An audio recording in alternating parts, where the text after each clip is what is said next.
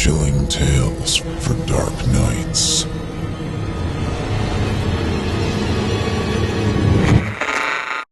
The following program is a production of Chilling Entertainment and the creative team at Chilling Tales for Dark Nights, and a proud member of the Simply Scary Podcasts Network.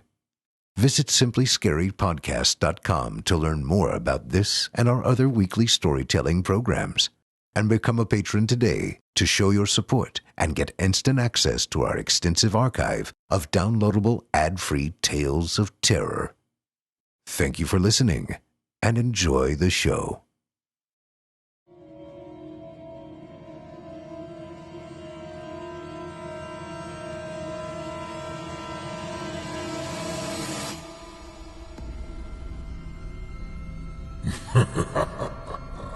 Good evening. I'm storyteller Otis Gyrie, and I ain't your grandfather. From where I'm from, we don't do bedtime stories. And if that's what you were expecting, you're in the wrong place. If it's terrifying tales you're after, well then, I've got just the thing. Get comfortable, settle in, turn off the lights, if you dare. Your night is about to get a whole lot darker. Who needs sleep anyway?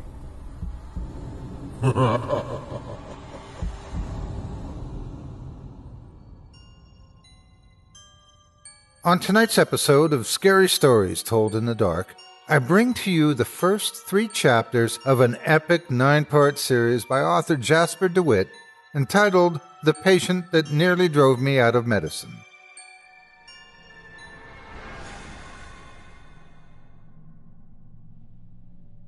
I write this because, as of now, I am not sure if I'm privy to a terrible secret or if I myself am insane.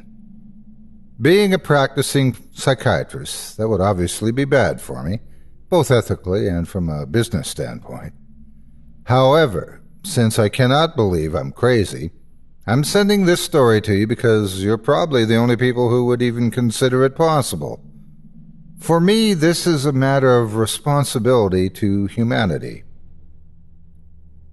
Let me say before I start that I wish to be more specific about the names and places I've mentioned here, but I do need to hold down a job and can't be blacklisted in the hospital system as someone who goes around spilling the secrets of patients, no matter how special the case.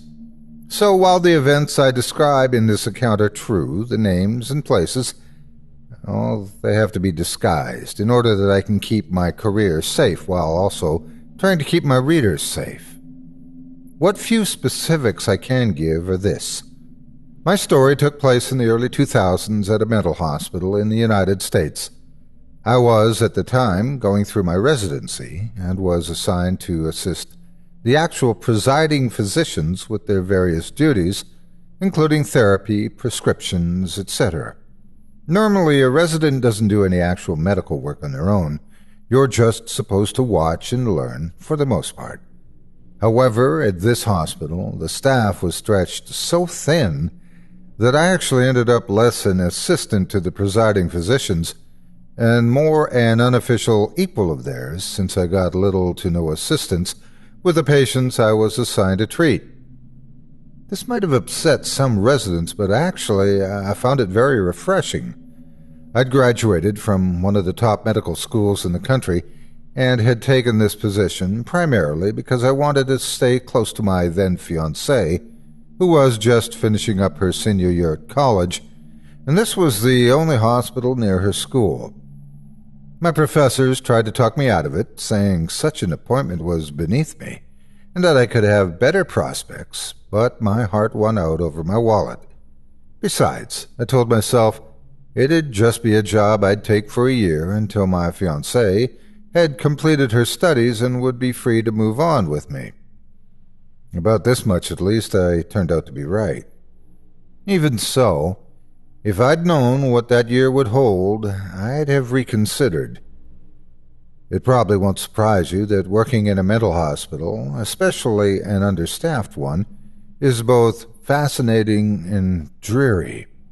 On one hand, you get to encounter people with views of the world that would be darkly comical if they weren't causing so much suffering.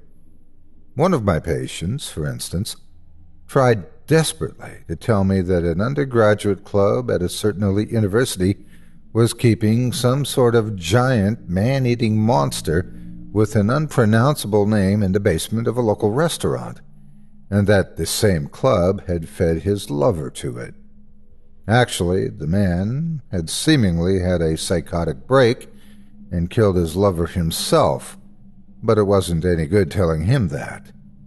Another, meanwhile, was sure that a children's cartoon character had fallen in love with him and had murdered some random internet artist for depicting her in a manner he found demeaning. Then there were the 3 or so elderly black gentlemen, every one of whom thought they were Jesus, which made them all yell at each other any time they were in the same room. And the funniest part was that one of them even had some sort of background in theology and kept shouting random quotes from St. Thomas Aquinas at the others, as if this somehow made his claim to the title of Savior more authentic. Again, it would have been funny if their situation hadn't been so depressingly hopeless to watch. But even among company like this, every hospital has at least one patient who's weird even for the mental ward. I'm talking about the kind of person who even the doctors have given up on, and who everyone gives a wide berth no matter how experienced they are.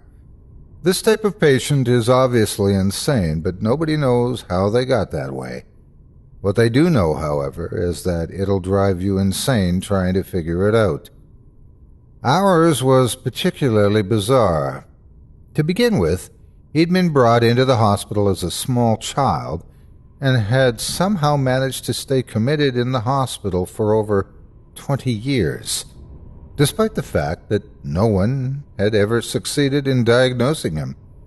He had a name, but I was told that no one in the hospital remembered it because his case was considered so intractable that no one bothered to read his file anymore.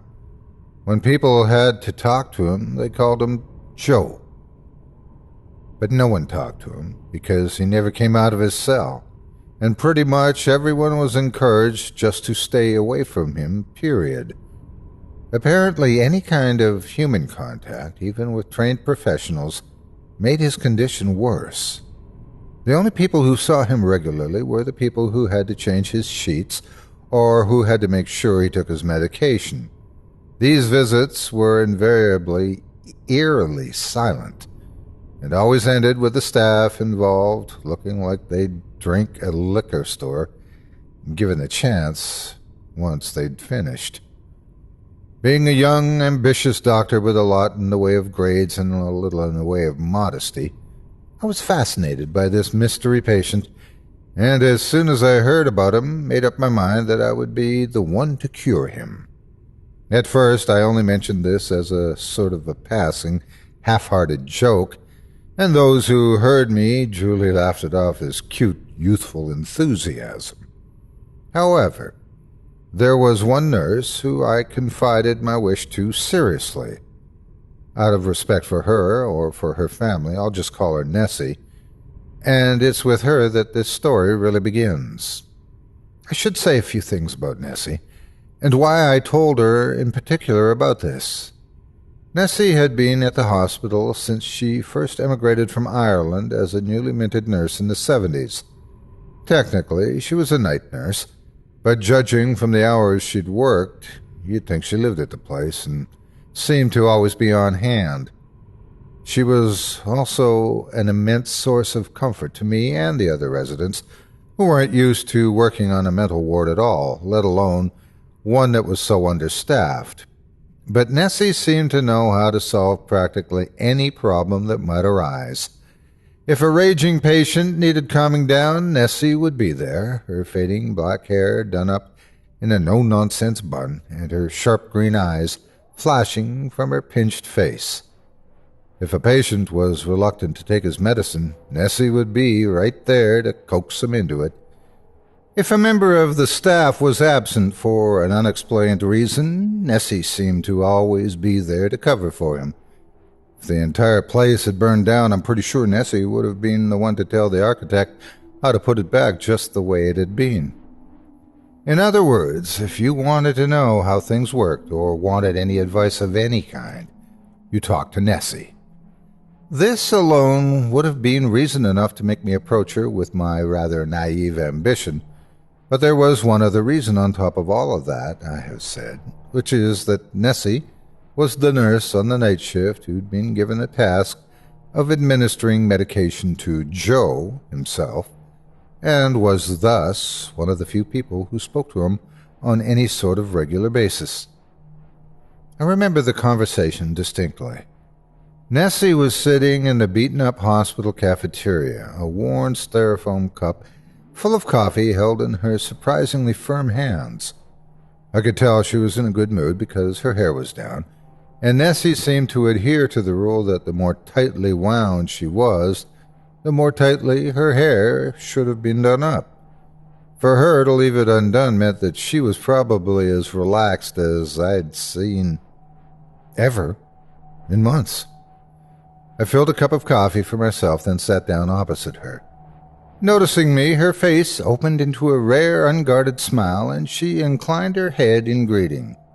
"Hello, Parker. How's the resident child prodigy?" she asked, her voice still carrying a slight Irish lilt that somehow made it that much more comforting. I smiled back. "Apparently suicidal." "Oh dear," she said with marked concern. "Should I get you a spot of the antidepressants, then?" "Oh, no, nothing like that," I laughed. "No, when I say suicidal, I mean I'm thinking of doing something that everyone else will probably think is very foolish." "And since it's foolish, you come and speak to the oldest fool on the ward. I see how it is." "I didn't mean that," I protested. "Obviously, lad. Don't shite your britches," she said with a calming gesture. "So what is the daredevil stunt you're thinking of?" I leaned in conspiratorially, allowing myself a dramatic pause before answering her. "I want to try therapy with Joe." Nessie, who had also been leaning in to hear what I was saying, sat back so suddenly and frantically you'd think she'd been stung. There was a splash as her coffee cup went flying to the floor. She crossed herself as if by reflex. "Jesus, Mary, and Joseph," she breathed, her full Irish accent flaring up. "Don't go making jokes about that, you bloody idiot. Didn't your mum ever tell you not to frighten poor old ladies?" "I'm not joking, Nessie," I said. "I really—" But she cut me off. "Yes, you bloody well are joking, and that's all you should be ever. Because otherwise I'll have to box your ears, and there'll be no Lauren or the rest of the hospital staff behind me waiting their turn." Her green eyes were livid with anger now, but I could see, sensing, looking at her, that it wasn't at me. She looked like a bear who'd just pulled her cub out of danger. Gently, I put a hand on her arm. "I'm sorry, Nessie. I didn't mean to scare you." The look of fury in her eyes softened, but it didn't make her expression any better. Now she only looked haggard. She placed a hand on mine. "It's not your fault, lad," she said, her accent fading as the fright faded from her features. "But you don't have any bloody idea what you're talking about, and it's best you never find out." "Why?" I asked softly. "What's wrong with him?" Then, knowing she might not answer, I added, "Nessie, you know I'm too smart for my own good. I don't like puzzles I can't solve." "It's not my fault," she said coldly, her eyes hardening again. "But fine, if it'll stop you. I'll tell you why. Because every time I have to bring medicine into his room, I start to wonder if it wouldn't be worth locking myself up in this hospital just to avoid ever having to do it again. I barely sleep from the nightmares I get sometimes. So take my word for it, Parker.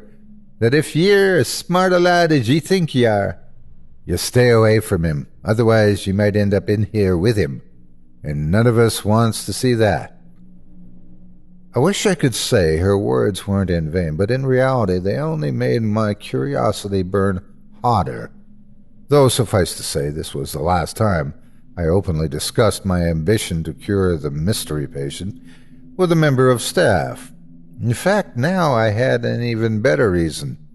If I could cure him, Nessie and everyone else who had to deal with him would lose what sounded like the main source of misery in their lives.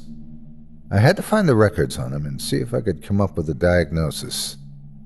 But no sooner had I resolved to follow this plan than I encountered one big problem.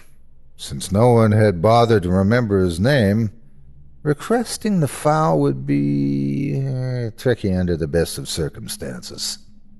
Worse still, it wouldn't have only been on paper, because the hospital was ludicrously behind on digitizing its old records, which meant I'd have to find some way to convince the records office to let me see it. I once tried to request it, saying there couldn't be more than one file that matched whatever it was he had, but as soon as the records clerk on duty realized who I was talking about, she told me to get out of her office in terms so colorful that I'm sure you can't print them. Eventually I hit on a solution, though.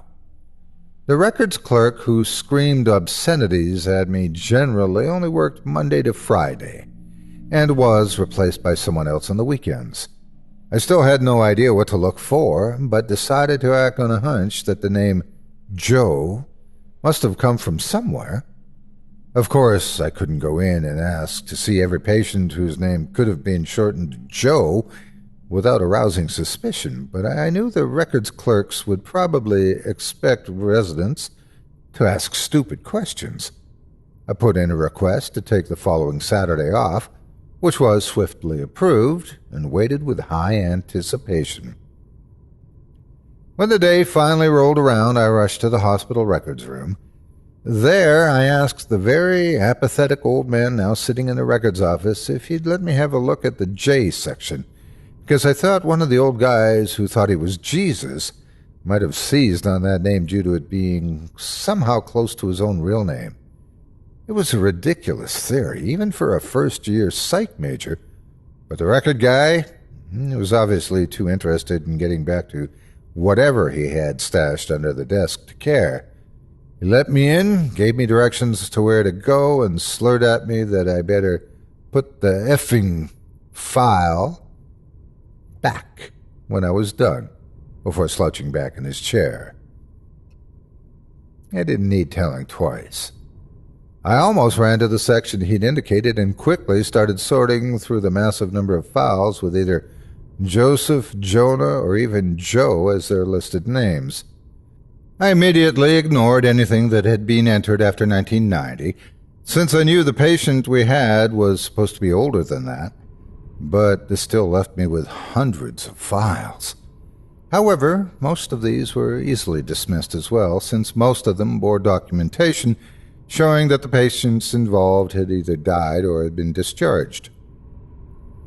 Only a handful of files remained once I had finished my search.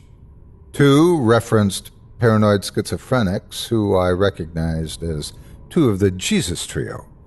My initial dumb excuse, ironically, had been correct. 1 showed a photo of a bald-headed man who I recognized as the cartoon lover, and then there was the last one.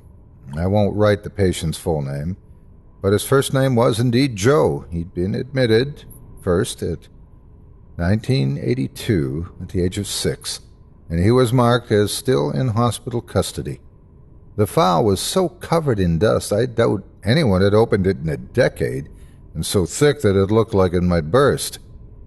But the clinical notes were still there and in surprisingly good condition, along with a crude black and white photo of a fair-haired boy giving the camera a wide-eyed stare. It made me feel like I was staring down a predator. Averting my eyes, I turned to the notes and started scanning them.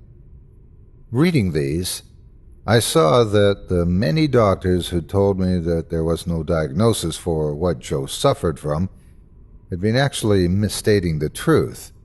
It wasn't that there was no diagnosis. It was that there had been a couple, but that Joe's symptoms seemed to unpredictably mutate. Most surprising of all, however, was that Joe had actually been discharged at one point very early on in his chronic brush with the mental health system after only staying 24 hours in the hospital. Here are the full contents of the physician's notes at the time. June 5th, 1982. Joseph, last name omitted, is a 6-year-old boy suffering from acute night terrors, including vivid hallucinations of some sort of creature that lives in the walls of his room and which emerges at night to frighten him. Joseph's parents brought him in after one particularly violent episode in which Joseph's arms sustained significant bruising. He claims it was from the creature's claws, but the more obvious solution would be to assume the wounds were self-inflicted. A full course of sedatives along with some basic therapy was prescribed.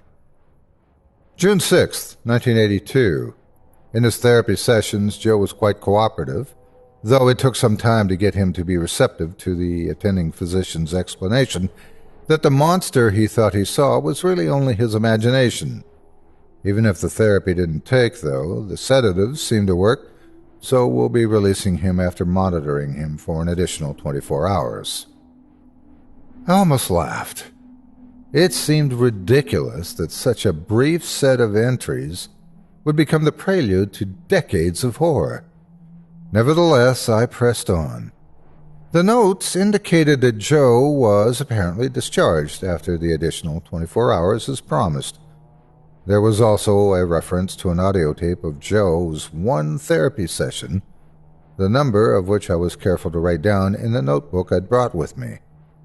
However, the optimism of the doctors during Joe's first visit had obviously been misplaced, because the next day Joe was back again, this time with a much more serious set of disorders, and this time he was never discharged. The notes from his second admittance follow. June 7, 1982. Joe, last name omitted, is a 6-year-old boy previously admitted for night terrors. A course of sedatives and some rudimentary coping techniques were prescribed. Unfortunately, instead of working, these measures seem to have worsened Joe's psychosis, which has also changed markedly since his first admittance. Rather than fearing a monster that lives in his walls, Joe appears to have regressed to a pre-verbal state while becoming unpredictable and violent.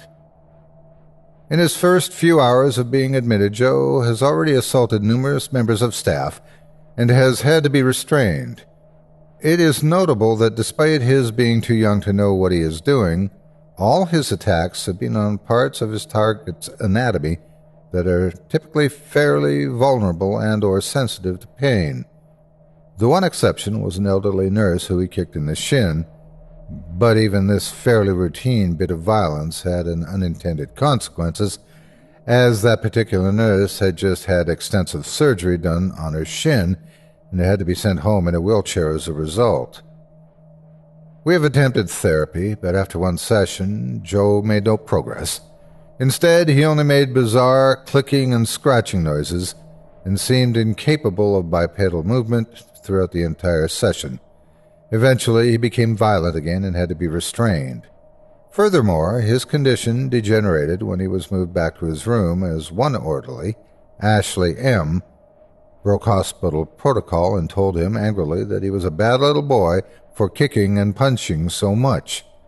This seemed to make Joe able to speak again, but far from leading to more lucidity, he instead began screaming abuse at Miss M., mocking and belittling her with a variety of insults, almost all of which showed a level of psychological insight far beyond that of a 6-year-old boy.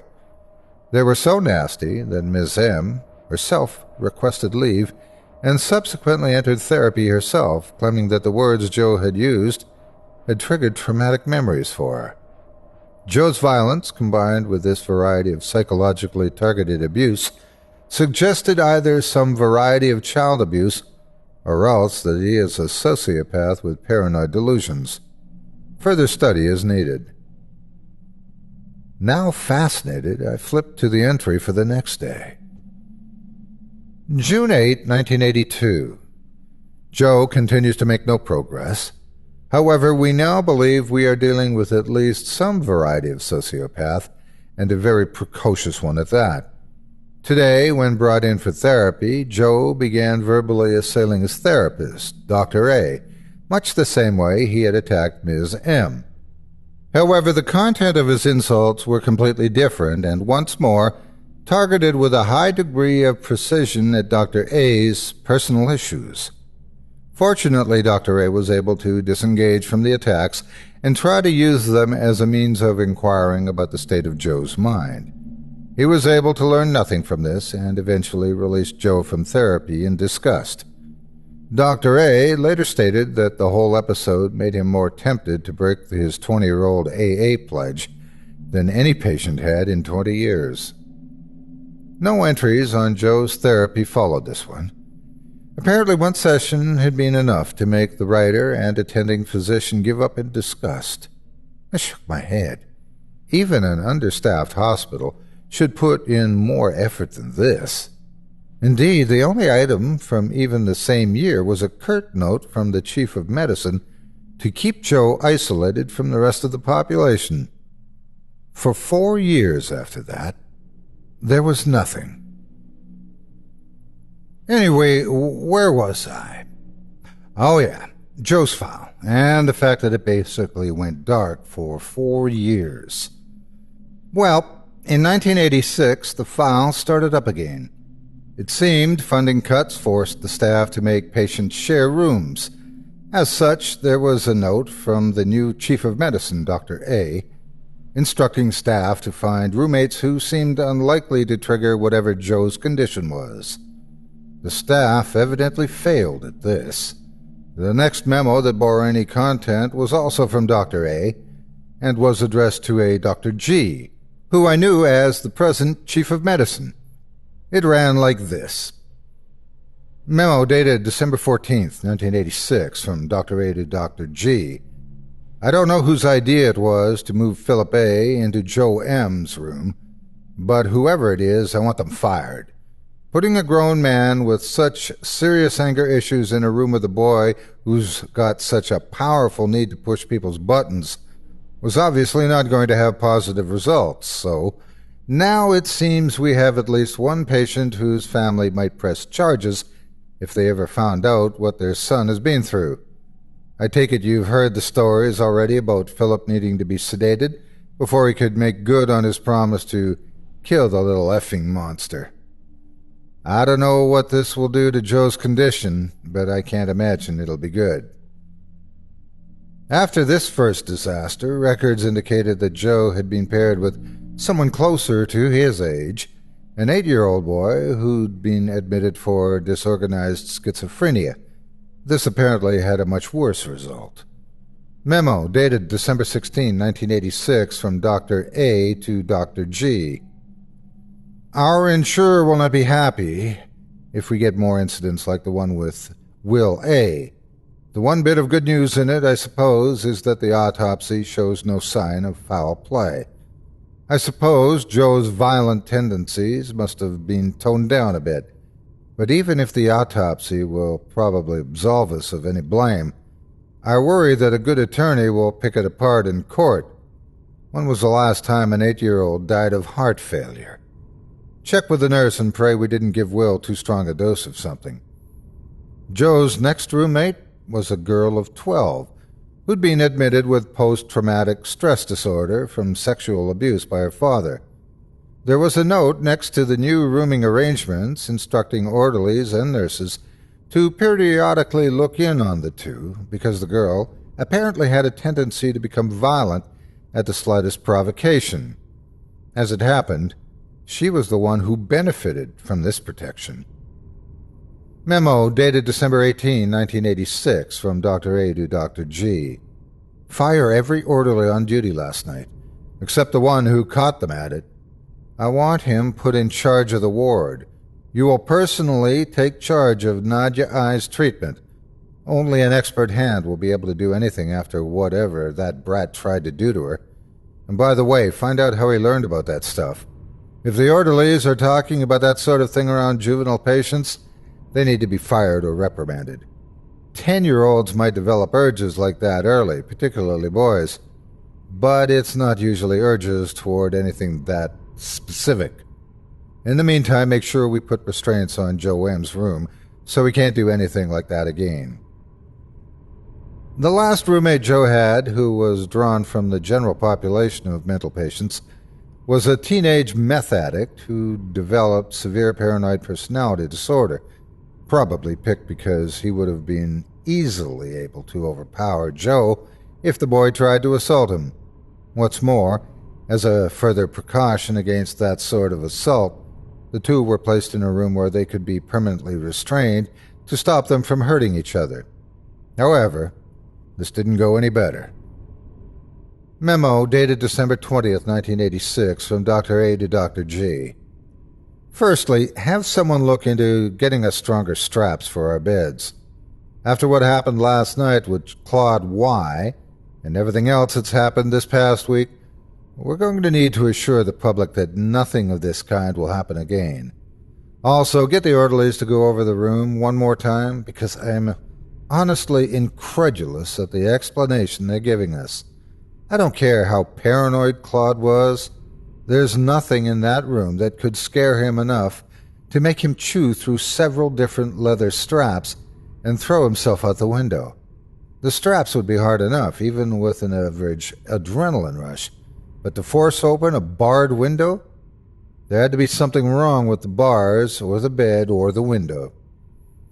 One way or another, though, I mean to find out what that child is going to do to make accidents like this happen. Assign any orderly you want to stay the night with him tomorrow night. Make sure the orderly has everything he needs to defend himself. Tasers, batons, whatever. Treat this as a case of a criminally insane patient, even though we can't prove much of anything's happened beyond the Nadia incident. Oh, and get the orderly to take a tape recorder in. If that little bastard so much as breathes, I want it available for analysis. There was another record indicating where to find the audio tape that apparently resulted from this order. I jotted it down as well. There was one final communication from Dr. A on the subject of Joe, and in it, I finally found at least a partial answer for why the staff so despaired of diagnosing this particular patient. But unlike the previous documents, this wasn't a memo. It was a handwritten note, apparently preserved by Dr. G. Dear Rose, I just spoke to Frank. I think it's fair to say he's not going to be ready for work for at least a month, the state he's in. And you know what? I'm actually going to let him have that time as paid sick leave, because it's my fault he's like that. Can't punish someone for following your own orders. Mind you, if he's not better by the time it's over, we'll have to keep him here. I've also come to a conclusion. Whatever Joe has, I'm sure we can't cure it. I don't even think we can diagnose it. It's obviously not in the DSM, and given the effect he has on others, I'm starting to doubt if anyone could diagnose him. You know what? I think I'm getting ahead of myself. First, let's talk about what Frank told me. He says that the entire night, Joe just kept whispering to him. That's it, just whispering. But it wasn't a child's normal voice. Somehow the boy had managed to make his voice go all guttural and hoarse, and he kept trying to remind Frank of things they'd done together, like he knew him from somewhere. But the thing is, Rose, the things Joe was trying to remind Frank of, they were all nightmares Frank had as a child. He said it was like the monster in those nightmares had been whispering to him all night, saying how much he missed chasing him and catching him and eating him. It sounded outlandish. How could a boy that young know what a 40-year-old orderly used to dream about? So I listened to the tape. And the thing is, I can't come to any other conclusion but that he imagined it. I didn't hear a sound, and the microphone was turned all the way up. What's more, Joe was restrained all the way on the other side of the room, so if he was making a sound loud enough for Frank to hear it, the mic would have picked it up. I don't think he could have distinguished it unless he was right up next to Frank's ear and whispering, which is obviously impossible. Even weirder is that after a bit I started to be able to hear Frank breathing very loudly, and his breathing patterns weren't normal. It sounded like he was hyperventilating, like he was having a panic attack, in fact. But I listened to it over and over again, and the thing is, there were no other sounds at all. So I have no idea what Frank's talking about. I now know for sure, after this session, and after the one I had with him, that we can't cure Joe. It'll take a better doctor than me to figure him out, and good luck finding one who'll be willing to come work in this shithole. Maybe he'll die in here, but there's nothing we can do. Rose, you're going to be chief of medicine one day. We both know it. We've both discussed it at length.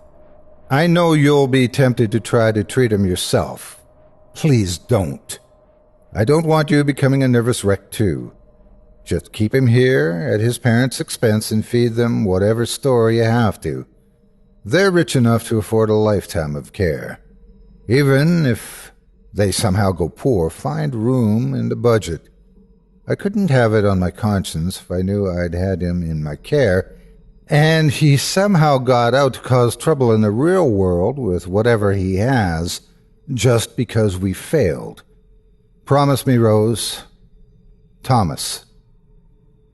After this letter, there was only an official document stating that all therapy with Joe would be stopped. He would have his own room, but at the price of being kept restrained in it 24 hours a day, 7 days a week. Only a select few orderlies would be allowed to routinely change the sheets, and only the most experienced nurse would be given the task of administering medication to Joe. All staff were to be encouraged to stay away from him. He would not be referred to except by the extremely nondescript shortening of his name, so that anyone wanting to find out more information wouldn't know where to start.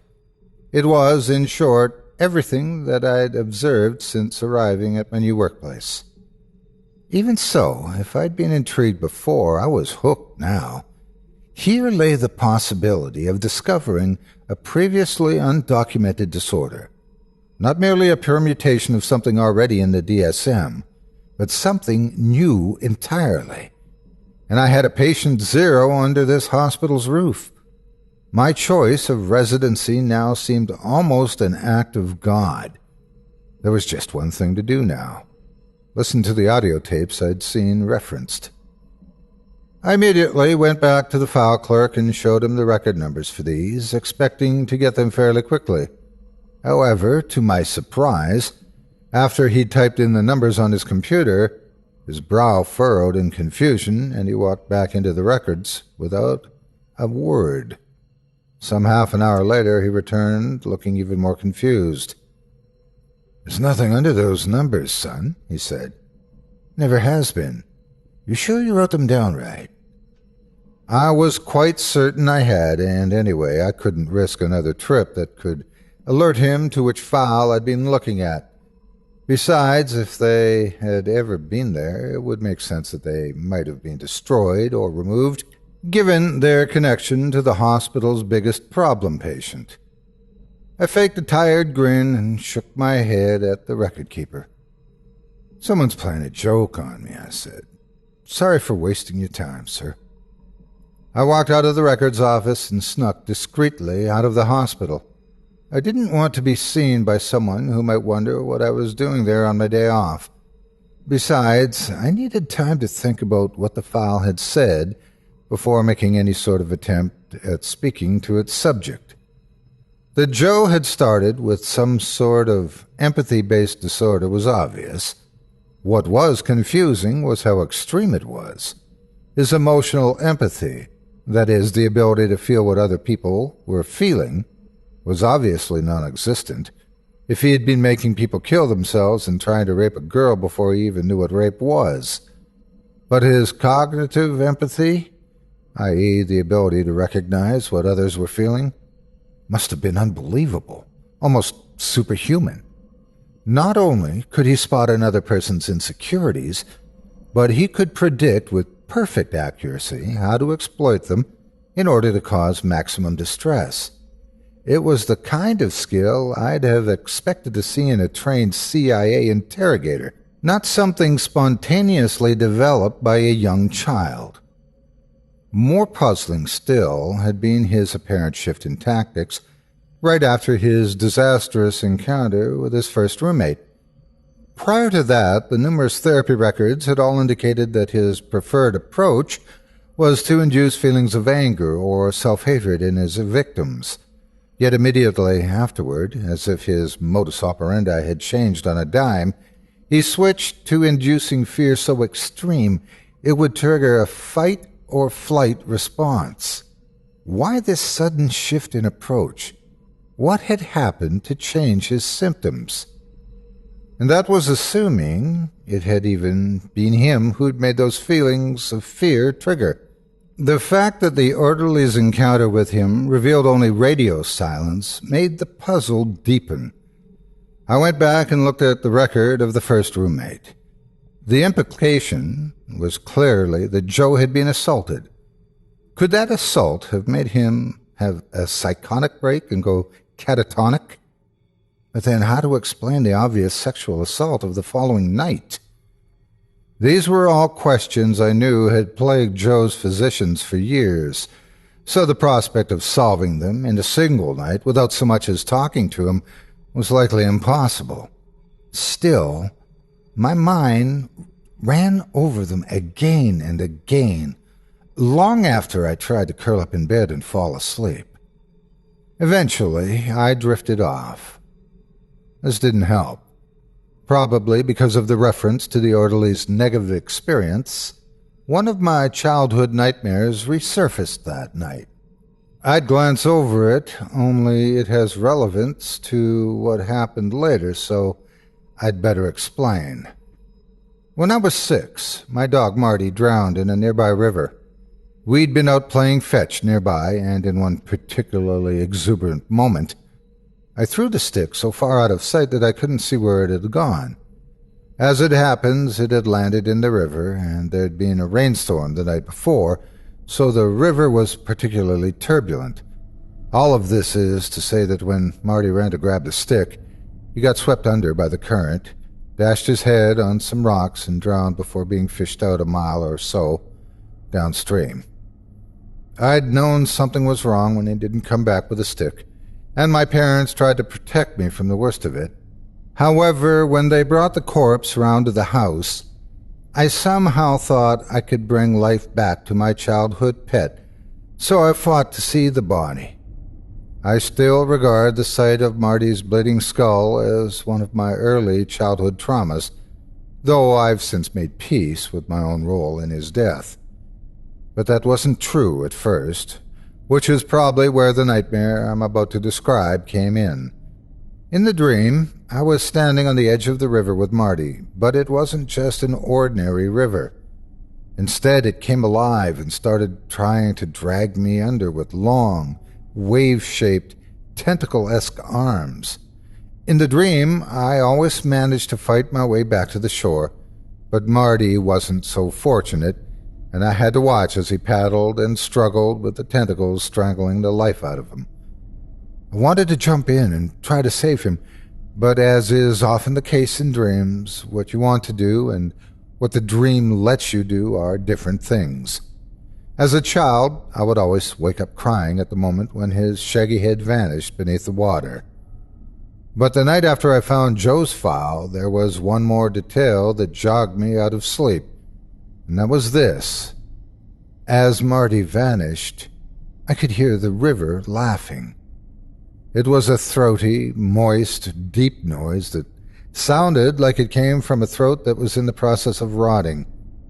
I think I must have screamed, because the next thing I remember is my fiancé shaking me awake and holding me. Fortunately, the dream didn't recur that night, and I more or less forgot about it as I returned to the hospital. fully intending to see if there was some way I could get an audience with our mysterious problem patient. However, as I arrived, a new distraction presented itself. A crowd had assembled around the main hospital entrance, including more than a few people whose cameras and microphones positively identified them as reporters. Immediately curious what was going on, I found my way through the crowd only to see a stretcher holding a body bag being loaded onto a police van. Now worried, I scanned the crowd for any face I might recognize and spotted an orderly who I'd seen working on the same ward as me. I fought my way over to him and asked him what happened. "Nessie died," he said, his voice so hollow it sounded as if it came from a million miles away. "They're saying she threw herself off the roof last night, after making her rounds. No one knows why, but one of the patients says she did it after she'd finished, with him." Now, just as horrified as my counterpart, I reached out and gave him a stiff, one-armed hug, as if to reassure him that someone else felt that same thing he did. He didn't react. Apparently, the shock was still too strong. Anyway, let's get back to the story so we can get it over with. I last left off with Nessie's suicide and how it shocked so many people. Frankly, it should have. Even though I'd only been a resident of the hospital a short time, I knew the loss of a nurse like Nessie would be felt for years to come. However, at the time, her death only gave me a thought that, in retrospect, I'm rather ashamed to admit. This could be my chance. It was obvious that they'd need someone new to give Joe his medicine, and the odds were long that any of the established nurses would be willing after what had just happened. Being a resident who everyone would assume was too naive to know what he was getting into, I could volunteer for the job and maybe get some covert therapy in with the mysterious patient. Then, if it went well, I could offer to maybe review his case. I immediately resolved to offer to work into the night to boost her goodwill, and then use that as cover to make this request. Once the reporters and cops had cleared off, and the hospital's operation had returned to at least slightly to normal, I followed exactly this course of action. As I expected, the attending physician was quite grateful to have another hand on deck for the night shift, now that Nessie was gone. However, the instant I broached the subject of bringing Joe his medication in Nessie's absence, all trace of his previous good humor evaporated. "Hasn't anyone told you about that patient?" he asked. I confirmed that they had. "Did you know that he was the last patient Nessie saw before she died?" he asked. There was a slight hesitation in his voice that I could tell masked a quiver. I said I'd heard rumors, but nothing definite. "You do realize that there's only a handful of people who ever go into his room, right?" I said yes, and that because the number was so small, I'd assumed there was some sort of special permission required to enter. The attending physician started laughing. "Son, it's nice you care so much for a procedure, but it's all I can do to keep track of the patients here, let alone other doctors. You could have gone in any time you liked, but only a few people are willing to do it because they care about this hospital's reputation and realize we can't be seen to neglect any patient, no matter how difficult. But you're a damn resident. You just got started here, and I'm guessing you won't stay. What's your angle?" And I told him I didn't have one, but had honestly just wanted to help. That made him laugh even harder. "Listen, kid, I may not have graduated from a hotshot medical school like you, but I'm not stupid. You're overqualified to work here. You're at the most shaky point in your career, and yet instead of asking to consult on a patient or do anything else, You're asking to do something a nurse usually does. You've got an angle, and I want to know what it is. There wasn't any way to stonewall my way out of this, and I figured it was better to look foolish than dishonest. I told him, honestly, that I wanted to try my hand at therapy with Joe. To my surprise, he didn't look angry, and he didn't laugh at me. He just looked tired and sad. I thought as much. You wouldn't if you'd seen his file. I considered telling him I had, but decided against it, telling him that I thought I could learn what might be wrong with Joe through careful observation. That did make him laugh, but it was more a bitter exultation than anything else.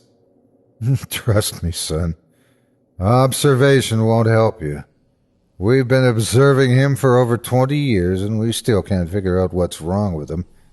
We just know we need to keep it locked up. He leaned back in his chair and sighed expansively. I should reprimand you for trying to lie your way into therapy with a patient. Hell, I should probably consider firing you. I'd do just that if you were the normal sort of resident we get. But like I said, you're overqualified, and from what the other doctors tell me, you're managing to carry almost a full caseload despite being just out of medical school. So I'm not going to reprimand you or fire you. But therapy with that thing is out of my hands. If you want to get access to him or his file, we need to take you to someone more senior, much more senior. And if you're lucky, your request will be denied. So, are you sure you want this? Without hesitation, I nodded. He sighed again, stood up from his chair, and beckoned me to follow him. I did. It took me until we got to the elevator to realize he wasn't blowing smoke when he said he was taking me to someone more senior, because as soon as we got in, he punched in the number for the very top floor, which was where most of the executive offices were located. But it was only when I saw the nameplate on the office door he guided me to that I realized what was about to happen.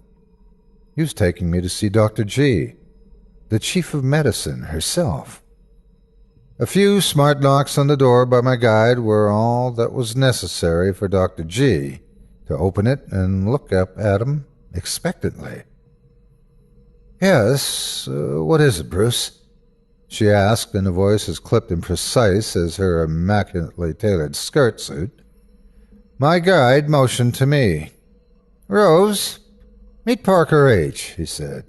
He's one of our residents, and he's just been to see me about conducting therapy on you-know-who.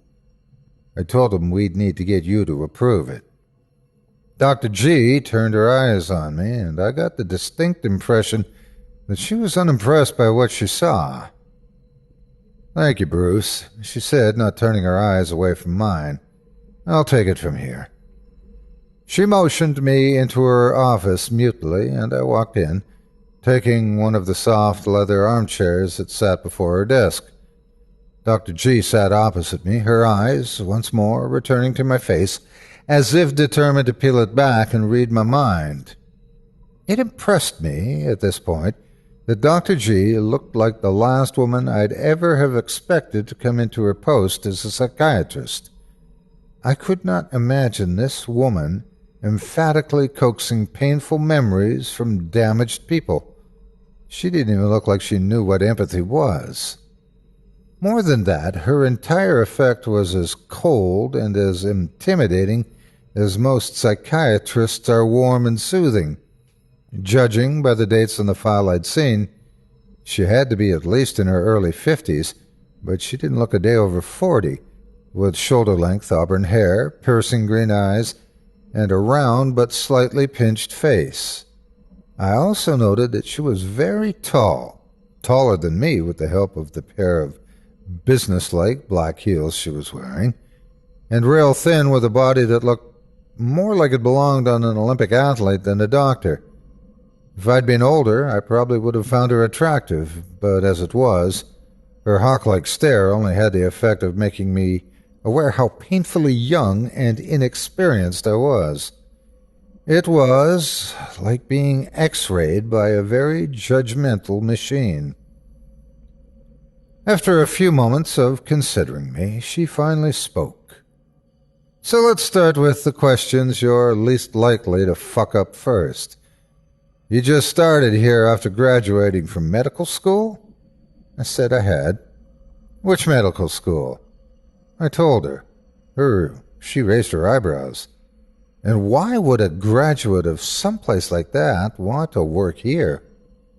I explained about my fiancé. Her expression softened a bit, but she still looked at me suspiciously. And you are actually in a residence to become a psychiatrist, yes? I said I was. She gave a brisk nod and considered me for a few more moments before speaking again. So why do you want to attempt therapy on an incurable patient? Well, I said, I'm not so sure he's incurable. How would you know? Have you spoken to him? No. Have you seen his file? No, I said just as quickly, yet something I said must have given away the lie because she glared at me. Try the truth next time or this meeting's over. I swallowed. Fine, I said. Yes. Better, she said. So if you read that and still want to work with him, you must have a diagnosis in mind. Care to enlighten me as to what you saw that the rest of us missed after 20 years of looking? It was a trap, and I knew I had to be diplomatic in answering it.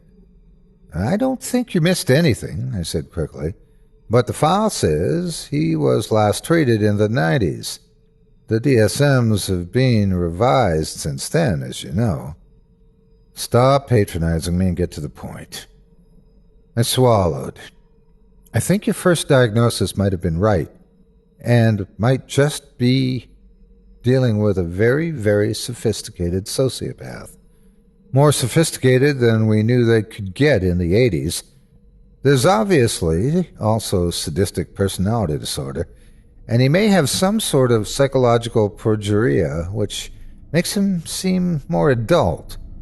The oddest thing is his ability to induce delusions in those around him, which is rare but possible. Alternatively, I think you might also want to test if he has some sort of disorder with how he mirrors people's emotions. She put up a hand to stop me. Wrong, she said. I don't blame you for trying, but still wrong. And to be fair, you couldn't have gotten the right answer anyway. You haven't seen the file. I quirked an eyebrow. Didn't you just make me confess that I had? I asked. What you've seen isn't the full file. I'm not stupid. I know people find a way to game the records system every few years, and look what's down there. So rather than remove his file intentionally, I just left an incomplete amount of documents in, knowing they'd scare off almost anyone who got access out of curiosity. What you've seen is what I wanted you to see, nothing more. I blinked stupidly. How much more is there? I asked. She reached into a drawer in her desk and pulled out another file and 2 small rectangular boxes. She waved them in the air briefly, then put them back in her desk. Not much more, she said smoothly. The remaining documents are just a bit more hands-on and technical than what you've seen. And then, of course, there are the 2 audio tapes. Which, speaking of those, that's how I knew you were lying. Because anytime someone requests those file numbers, our records clerks all know to drop me a note. They don't know why they do it, but I gather you can figure it out. The only way someone would know the numbers is if they'd seen the file, I said dejectedly. She nodded smugly, which means that I knew you'd seen it before you even walked in here. She leaned back in her chair and gave me another satisfied, piercing look. I wondered if this was how mice felt when being stared down by a cat. So, she said briskly, since we've established that I am the one in this room who has access to the greater knowledge, Tell me, aside from assuming we were too stupid to see something just because it wasn't in the DSM yet, or haven't considered that he suffers from a cocktail of rare disorders that anyone would have ruled out after 20 years? Why should I let you get close to a patient who I've sealed off from the rest of the staff? And please, assume my reasons are intelligent this time. I know something about being the smartest person in a place like this. She jerked her head at the wall, and her medical school diploma caught my eye. It was from one of the few schools ranked above my own. I swallowed. I paused to collect my thoughts. I suppose it's pointless just to ask what those reasons actually are. I'm glad you asked, she said, and to my surprise she smiled. Let's assume it's pointless for now, but I credit you for asking a question instead of rushing to try to answer this time. That's one mark in your favor. However, I'd like you to try to guess the answer, and if it's insightful enough, perhaps I'll tell you. I considered. When I spoke next, it was slowly and deliberately. Well, I said, there's a couple of things that don't quite make sense about how he's treated, and I'm going to assume those are by design. So let me see if I can start there and work my way up. She didn't say anything, but she didn't stop smiling either. I was either on the right track or so spectacularly wrong it was funny. Well, no point second-guessing myself with no conclusive information. I pressed on.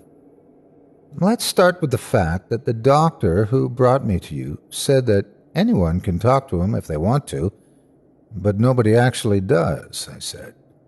And yet I got dragged up to see you just because I told somebody I wanted to attempt therapy with him.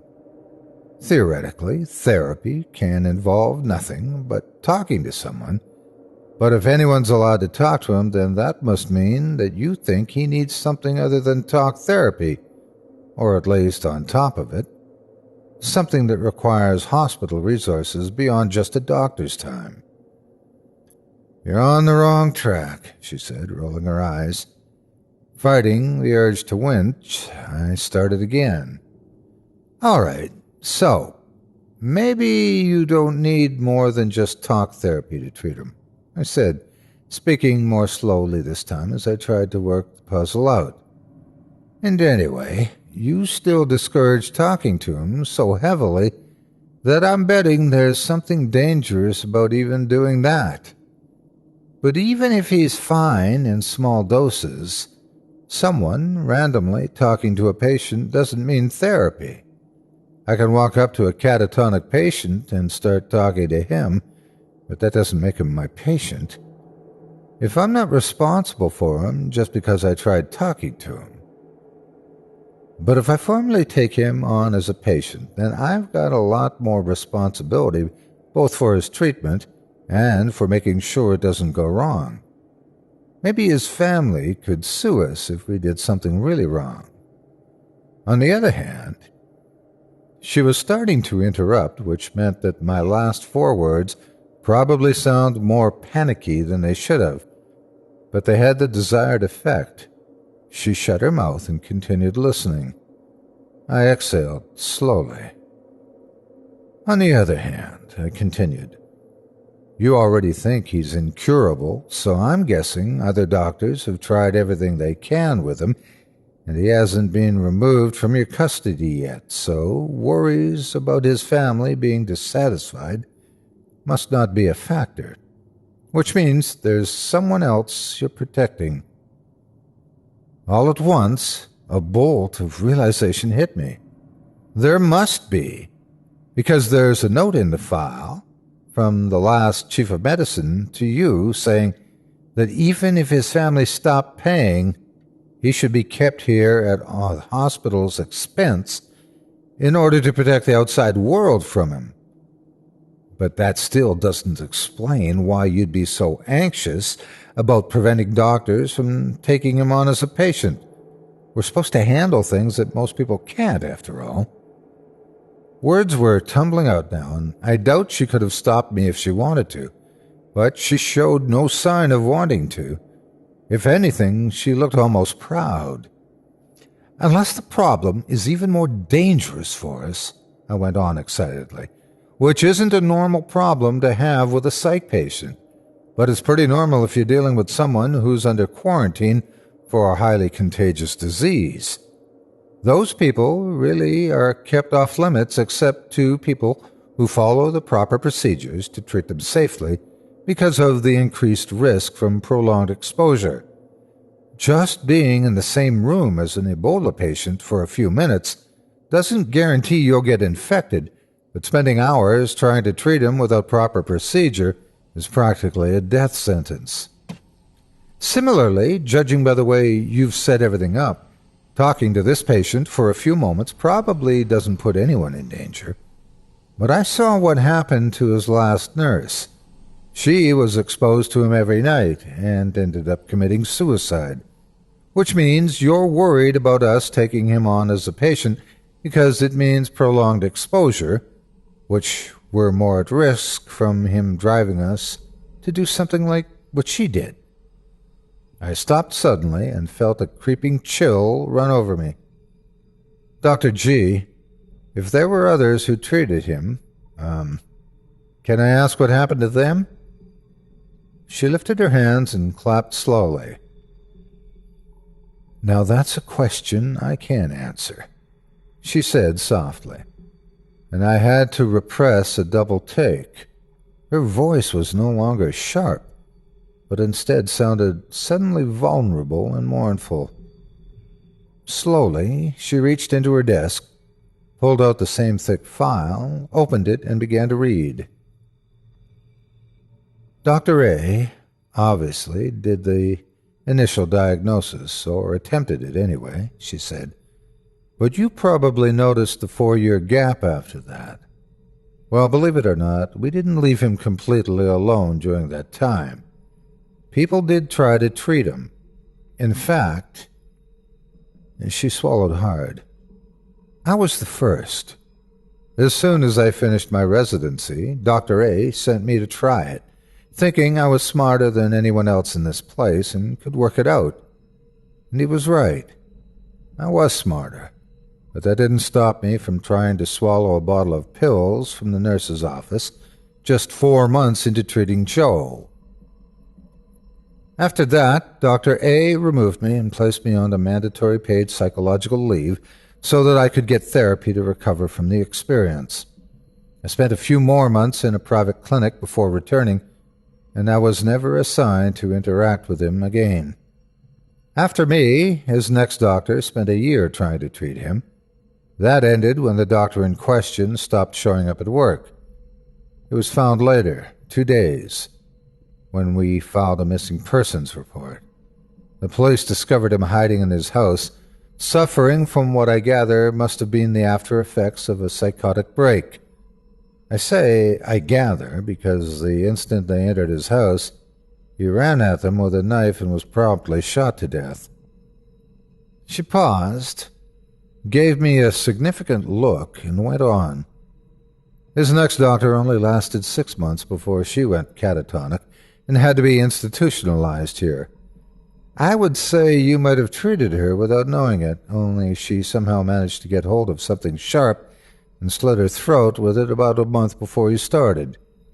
In any case, after her, we assigned someone a bit tougher to work on his case.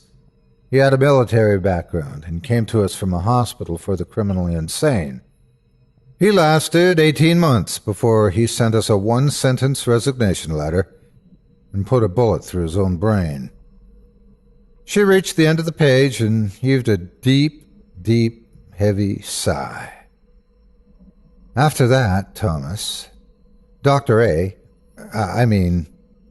decided to take on the case himself. And to his credit, he actually survived the experience. However, he still refused to attempt further treatment after 8 months.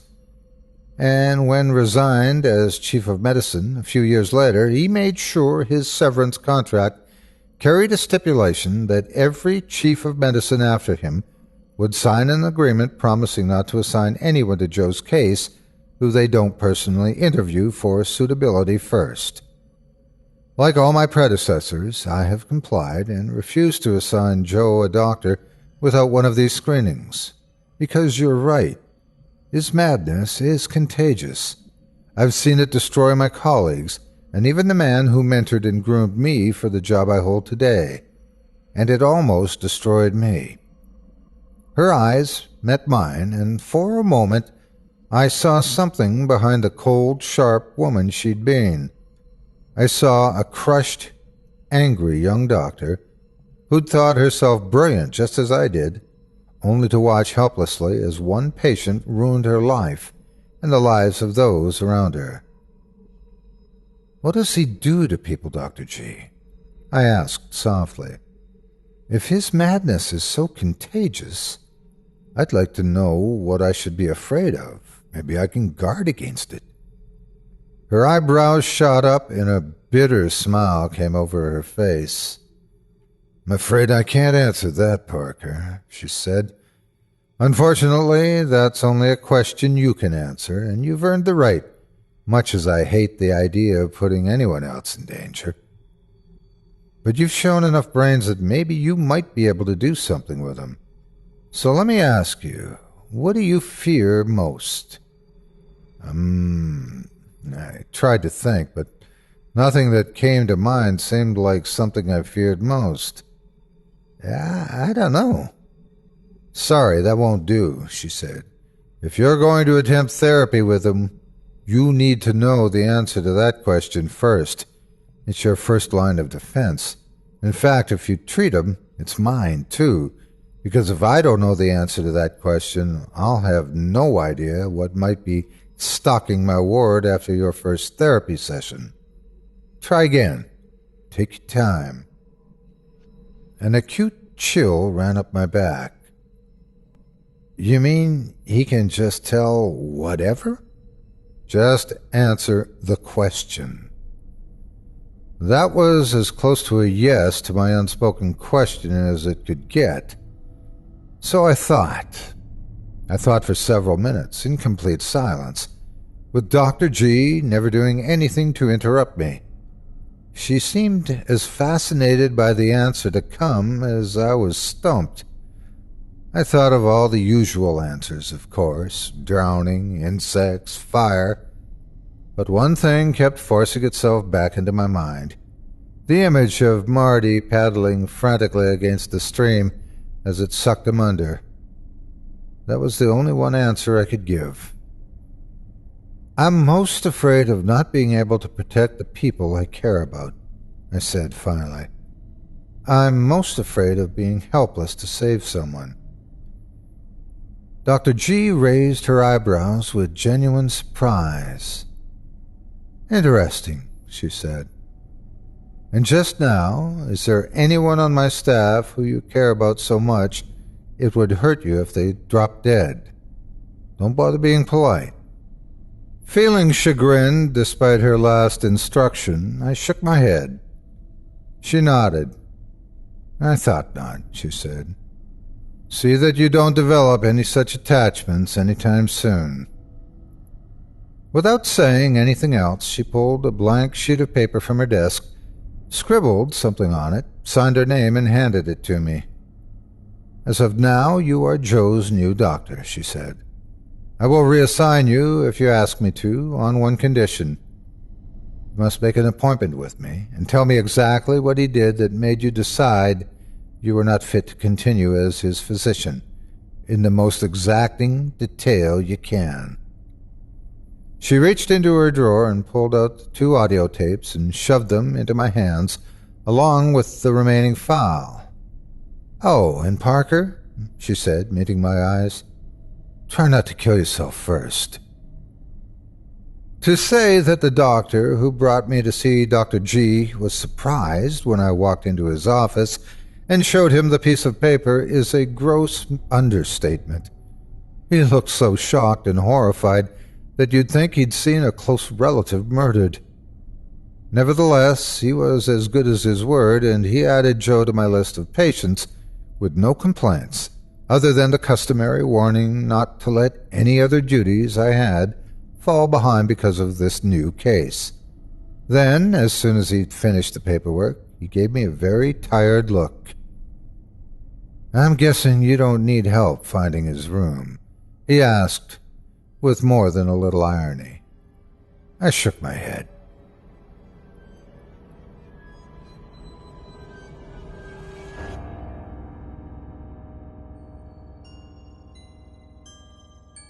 Thanks for joining me tonight for my performance of the first 3 chapters of author Jasper DeWitt's series entitled The Patient That Nearly Drove Me Out of Medicine.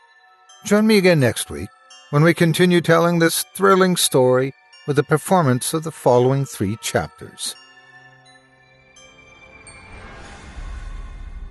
Thanks for listening.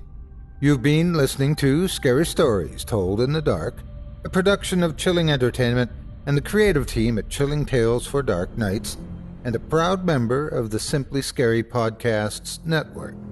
Visit simplyscarypodcast.com today to learn more about our network and our other amazing storytelling programs. Tonight's program was hosted, and its featured stories performed by yours truly, Otis Gyrie. Selected stories have been adapted with the kind permission of their respective authors. Original music provided by Luke Hodgkinson and Jesse Cornett. Sound design and final mixing and mastering provided by executive producer and director Craig Groshek. Program's artwork and logo by David Romero. If you're looking for some fresh tales on a daily basis while waiting for the next podcast, check out my YouTube channel, the Otis Gyrie channel, and my extensive collection of narrated tales there. Simply search on YouTube by my name, and you'll find me. And don't forget to subscribe and press the bell notification icon to get my latest releases. Got a scary tale of your own that you'd like performed? I take submissions. Email it to me today at otis@simplyscarypodcast.com to have your terrifying tome considered for production in a future episode of this show. That's otis@simplyscarypodcast.com. If you've enjoyed what you heard on tonight's program and are joining us on your favorite podcast app, subscribe to us to be sure you never miss an episode, and leave a 5-star review and a comment. Your feedback means a lot to me. You can also follow Chilling Tales for Dark Nights and yours truly on Facebook to connect anytime and get the latest updates on this and other programs and my channel. If you're listening on the Chilling Tales for Dark Nights YouTube channel, do us a favor and hit the subscribe button and the bell notification icon for CTFDN as well to get more spooky tales from me and the crew and another episode of this program each and every Wednesday. And don't forget to hit that thumbs up button to tell us how we're doing and leave a kind word or a request. And don't forget to visit us at chillingtalesfordarknights.com and consider supporting the team by becoming a patron. In addition to helping us out, you'll get exclusive access to our audio archive and ad-free downloads of all your favorite stories, including those you've heard on this program.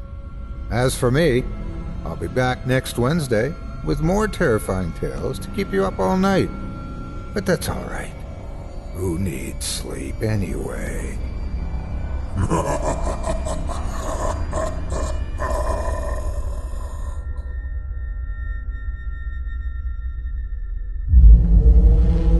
Chilling Tales for Dark Nights.